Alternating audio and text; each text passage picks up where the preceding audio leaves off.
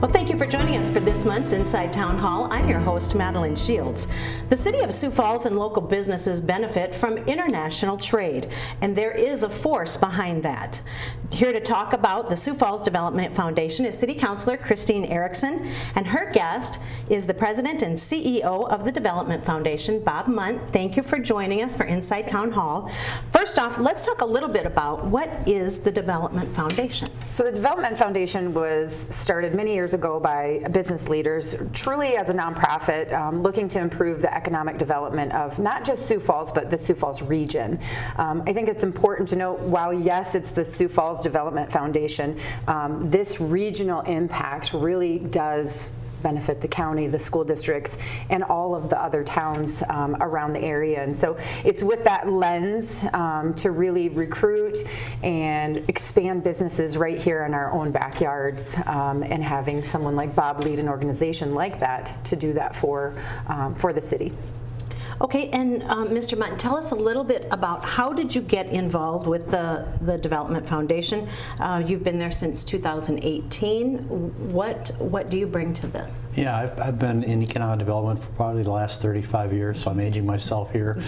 But I think you know, what led me to that is just the ability to work with companies, work with businesses, industries, community leaders in growing communities.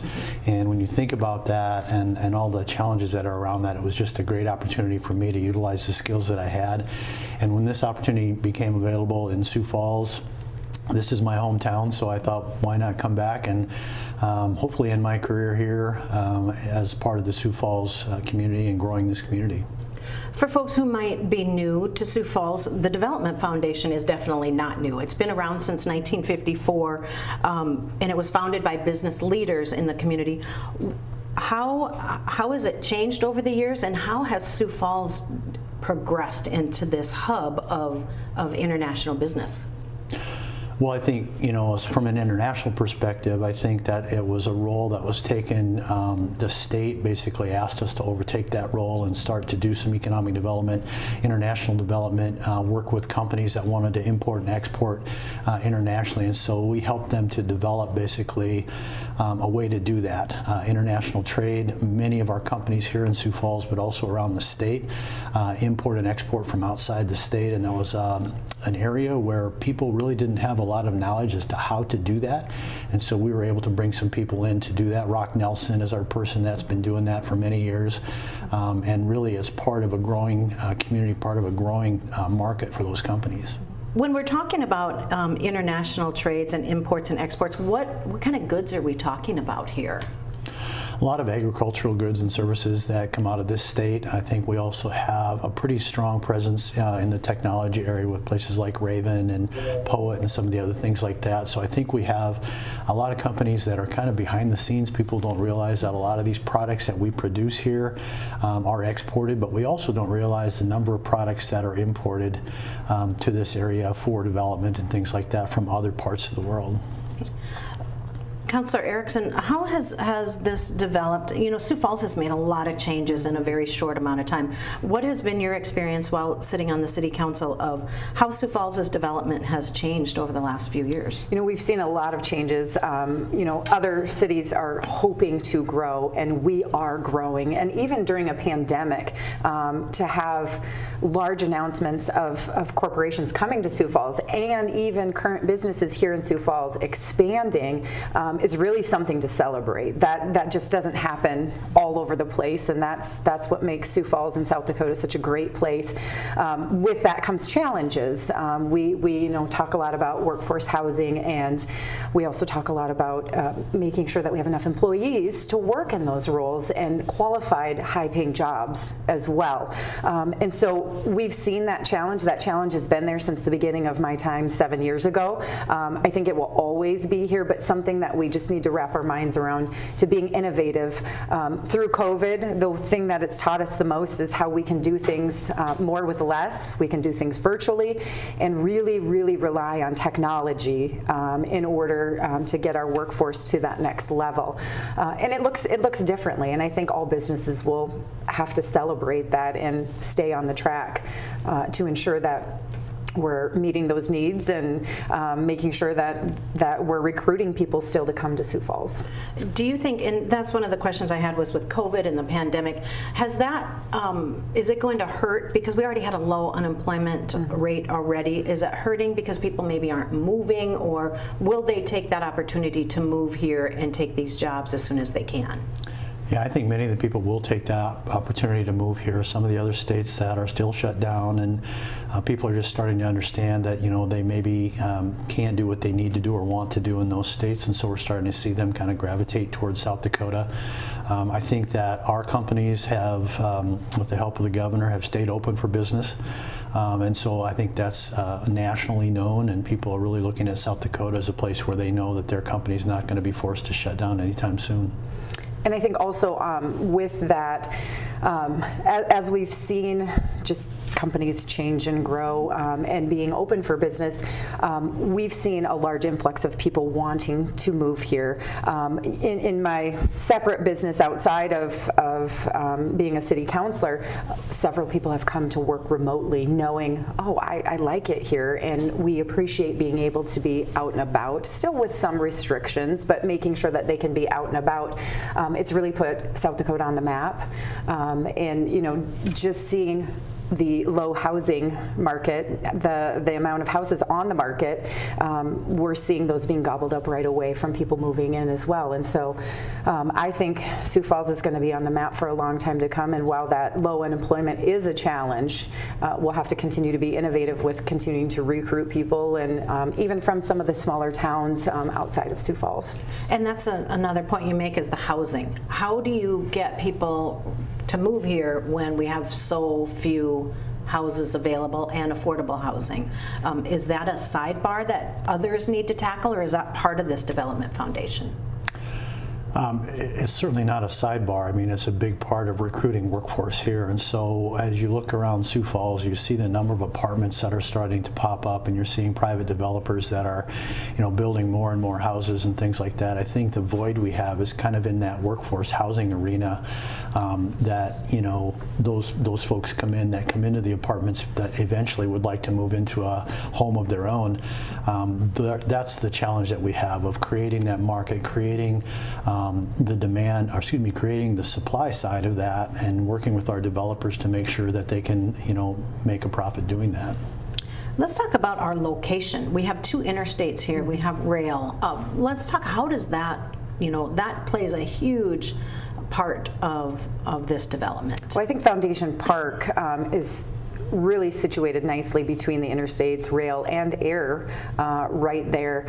Having that access and being able for Bob and his team to be able to show, look, we've got rail. I don't know that most people would realize that, and so having different types of lots and different types of parcels for Bob and his team to market is really important, because the needs of every company are different. And so the location of Foundation Park is, in my opinion, just a prime spot for that. I think the other thing that we need to recognize is it's 900 acres. It's a large park, and truly how far Bob and his team have come is remarkable. It's a marathon to get all those companies in, and for how far they've come today is a huge accomplishment with all the challenges that we have with housing and workforce and with COVID, frankly. Let's talk a little bit about Foundation Park for people who may have heard of it, but they're not exactly sure where it is, and how did that come to be? Sure. Well, Foundation Park is located in the northwest corner of Sioux Falls at the intersection of Interstates 90 and 29. As Councilor Erickson said, it has a rail line going through the middle of it, which is fantastic. It's adjacent to the city, so all the infrastructure and everything is there. So that really made it a plus. And I will tell you, you know, this doesn't happen in every community. This is unique to Sioux Falls. And 5 years ago, when they put this thing together, my hand goes out to the leadership of this community for the foresight that they had in putting this together, because it doesn't happen every place. And the partnerships that were undertaken with the city and the state and the county and the private sector, the banking consortium that we put together, that was an amazing accomplishment, and we're starting to see the benefits of that right now. So what they did 5 or 6 years ago to make this thing happen is really why we are where we're at today. And some of the businesses that are already either doing business there or are coming is the Windchill cold storage. These are large facilities. Is that what the attraction is to that 900 acres? Yeah, I think so. And part of the purpose behind that was larger lots so that we're not competing with private sector developers who may have other lots that they're using. We don't want to be a commercial broker. We're focused on industry. We're focused on creation of quality jobs, expansion of the tax base. And so we're looking at the larger users on those larger lots. Again, mentioning rail line users, those types of things. Folks that do a lot of trucks in and out, those types of things. And so we're a little different than most of the developers, private developers in the region, in that we focus on those larger companies. And there is Amazon is under construction there, and then planning to come then is the Schwann's Foods that we've heard about. What other businesses, and maybe you can't reveal anything here, I don't know. Probably not. Do you have other businesses that are looking at this foundation park to call it home? Yeah, we do. We always do. It's a process that you go through. Sometimes it's a very quick process. Sometimes it's a very lengthy process. And so as we work with these companies, we certainly keep their identity to ourselves. We sign confidentiality agreements and those types of things. So we work with them until the time that they tell us that we can divulge who they are. And so you'll see a lot of activity out there sometimes without a big announcement, and then all of a sudden it'll pop. And that's the reason why. So we've been working with several companies right now, and hopefully over the next 6 to 12 months we can make a few more announcements. So when these businesses are coming in and they're leaders and they're not just looking for transportation and rail lines and space, they're also looking for quality of life. Right. Tell us how Sioux Falls plays a role in that component, and how important is that for these new businesses to come to town? I think it's incredibly important when you're either moving maybe some of their staff here to start the business, as well as recruiting folks to move to South Dakota. We have an incredible school district. We have an incredible quality of life and so much to offer with our bikes and our bike system and our trail system, and truly restaurants and our downtown and our premier center. There's so much quality of life here, and then on top of that, add in no income tax. That's eye-opening for a lot of folks to realize, just the common, I will say the average worker that's moving in from out of state to say, oh, I get to keep my money, this is great, I appreciate that. And that's also a recruiting tool as well when we talk about people coming to South Dakota, because we don't have a lot of incentives. We kind of, this is South Dakota, it's a great quality of life, please come. Mm-hmm. And so not having a large incentive, if you will, has been a challenge in the past. And one of the things that with the administration, the Development Foundation, and the City Council, we did approve a TIF out there, which created an economic development competitive fund that the Development Foundation will be able to entice companies to come. I think it's so important to know that when Bob's talking to people, they're usually talking to 4, 5, 6, 7, 8 other locations, and people roll out the red carpet. And in South Dakota we say, come here because we're good people, which is great, but we also need to be able to have that tool in the toolbox to incentivize folks to come, and that can look like an arrangement of many different things. So that was a new component to the TIF that we just did that I think will be a great resource for the Sioux Falls Development Foundation as we move forward. So for folks who might not know what that is, it's a $94 million tax increment finance, and that's an incentive that is given to businesses that would help them create the foundation for their business. Can you explain a little bit about how that works? A little bit different than that, this TIF wasn't for any specific business. This TIF was a development foundation TIF that it encompasses the land designed, and with that they take the increment back on the taxes to be able to finance infrastructure and other needs with that. This TIF was viewed as an economic development TIF, which is allowed by the state, and so this will help grow and expand Foundation Park in ways that needed to be done over the years. And so it's a heavy lift, and it is definitely a big deal, and really good things will come because of that. So when you're talking about infrastructure, you're talking about the roads and the sewer and everything that you need Correct. to build out there for these businesses to come. Yes. Yeah, the businesses actually pay their taxes just like any other business. Sure. It's just that the city's able to then capture those taxes and allow us then to be able to use those taxes to put in things like sewer, water, streets, detention ponds, grading, anything that's infrastructure related, we can use those TIF dollars to do, and it speeds up the process. Otherwise we'd be trying to do that by loaning money, by borrowing money, those types of things. And with the TIF, we have a revenue stream that we're able to continue and really do that. We have 5 years to complete all of that out there in Foundation Park, so it's going to be a whirlwind of activity out there. And so we'll, over the next 5 years, you'll see that whole area just transform tremendously. So what it really does is it makes it site ready. So it's turnkey. Yes. You buy a house and you want to move in, it's turnkey, and that's what this would allow those, the land to be turnkey. So when somebody comes in, they don't have to grade and do all of these things. They literally can pull their building permit and come. Okay. So if we see construction out there, it might not necessarily be a business being built, but it's roads being built and all of the infrastructure. What is there right now? Is it a field for most of it? Yeah, so right now it's a farm field. We contract farm that right now. The roads are gravel roads that have been there for many, many years.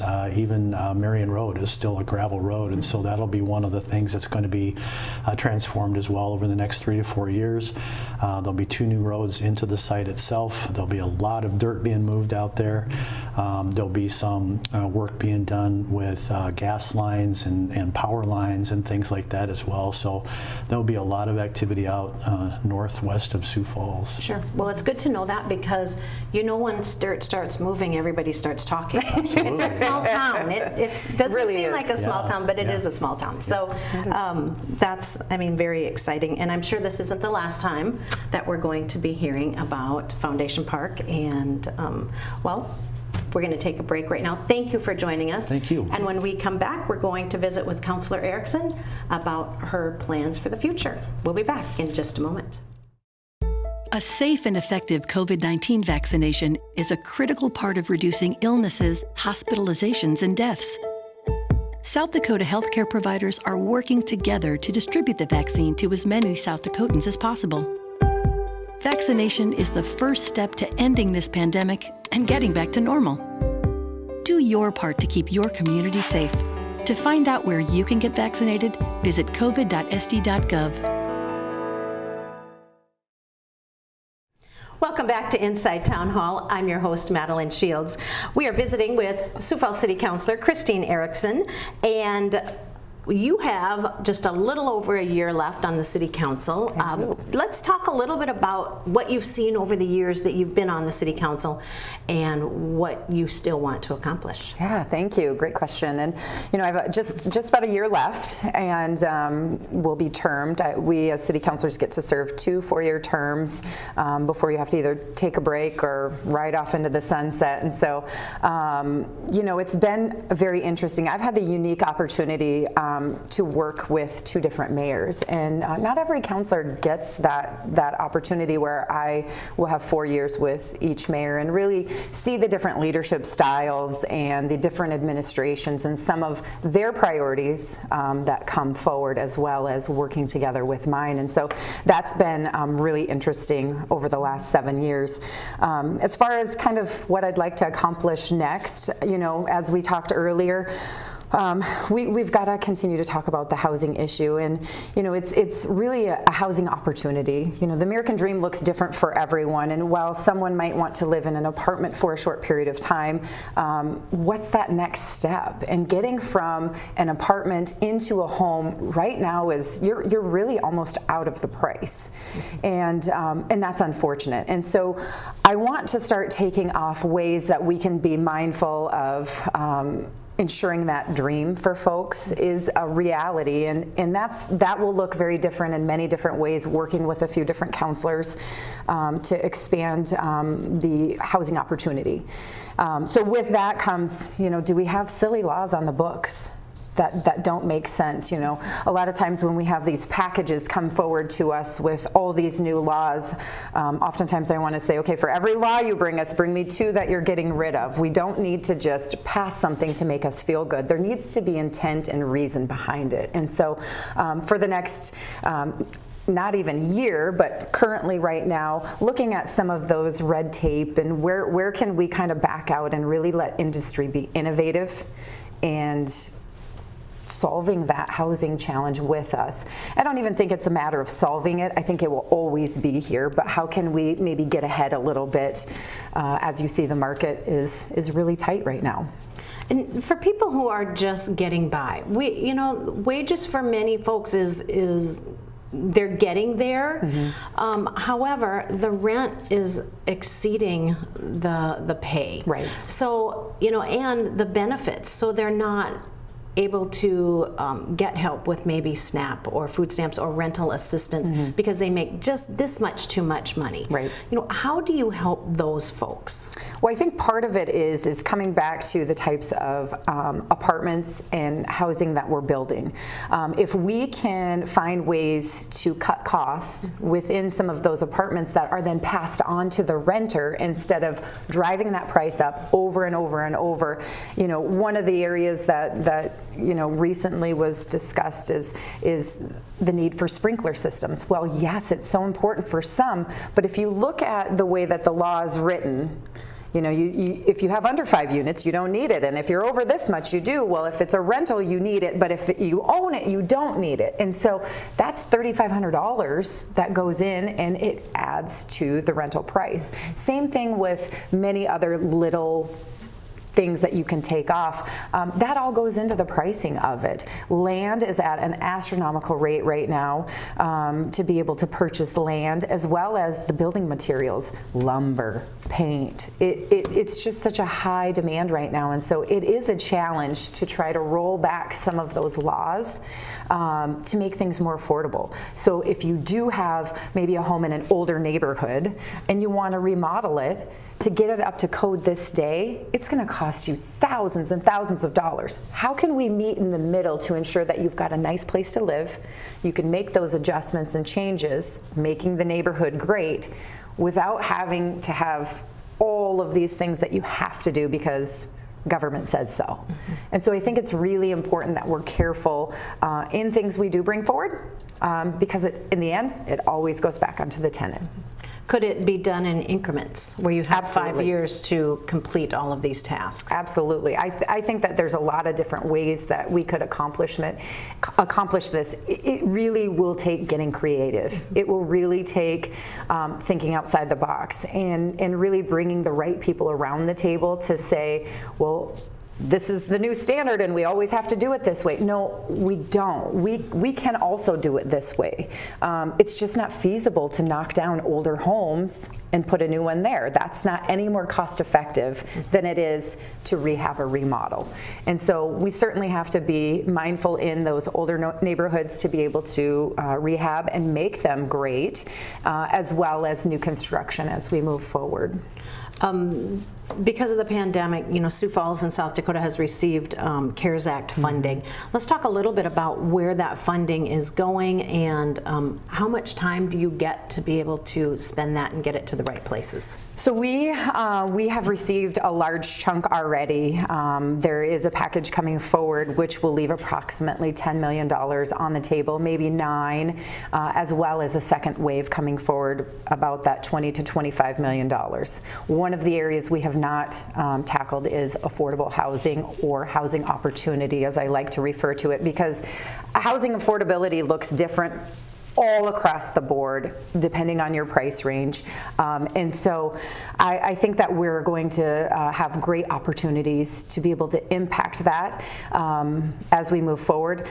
Working on a couple different projects right now with trying to find ways that we can incentivize but keep that pricing down, because right now demand is saying, well, that house that's $200,000 is selling for $275,000. We see an influx of people moving here that are willing to pay that value, but how can we maintain a better rate to ensure that anyone that wants to own a house has that opportunity as they live and work here in Sioux Falls. Okay.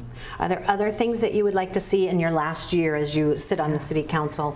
You know, that it seems like it's a long time, but it's not very much time left. It is not. The government moves at a slow pace generally, and so a year to get some things done generally isn't enough. And so as we move forward this last year that I'm here, you know, that affordability, workforce, economic development, all those things, as well as we've got to continue to maintain our great relationship with the state of South Dakota and partnering with them in projects in Sioux Falls, as well as the school districts and the county. You know, we're so unique here in Sioux Falls that oftentimes people lift their head off their pillow, they come and work or shop or play in Sioux Falls. And so we really have to be looking at Sioux Falls as a region and not just Sioux Falls. How can we partner with our outside communities to have those commuter roads from Brandon to Sioux Falls? You know, while it may not just be a city road, how can we make this more regional and make it easier for folks to be able to come and spend your money? Mm-hmm. Very good. And as you look, you have a year left, and people consider running for office. Yes. What's your advice? And this is not a decision you should make in a short amount of time. No. If you are going to be leaving your seat in a year, yes, it might take somebody that long to really decide, okay, maybe I do want to do that. Those conversations should really start now. Is your family supportive? If that's no, I would probably say you might need the support of your family because of the time that it takes. Is your job supportive? Do you have the time to invest in when you are elected? It's not just Tuesday nights. You are on all the time. And so if you have that time to invest, as well as are you willing to be on that platform for criticism, for applause, and for all things. You take the good with the bad, and some days are hard, some days are easy. And that's just the way it is, and you really sign up for that. I'm here, and I don't always love what everybody has to say, but I value the input, whether it's good or bad. And so if someone is considering, I would say reach out to city councilors, start those conversations to build support. It will take some time to fundraise as well, but now is the time to start considering that if you do plan to run, have those conversations now. Okay, well, great. Well, this won't be your last show because she still is here for another year and 2 months. Yes. So, but we are just having a conversation. So, For sure. Well, thank you very much for Thank joining you. us for this month. And that's our time for Inside Town Hall. If you would like the latest news about what's going on in our city, go to siouxfalls.org. Thanks for watching.